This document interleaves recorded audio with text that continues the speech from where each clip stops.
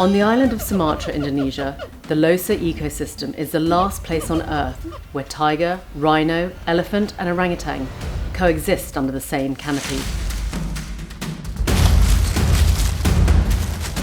From high mountain forests, tropical lowlands to carbon-rich peat swamps.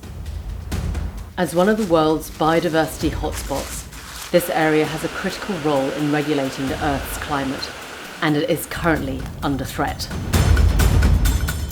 From conflict palm oil expansion, canals are dug to drain the forest of life. At the same time, logging takes place. Fires are lit, allowing poachers to go deeper into the forest and going after its iconic species. And then land conversion takes place, increasing human-wildlife conflict in surrounding communities. Come with us to one of the last great forests of Asia, where we come face to face with one of our closest living relatives.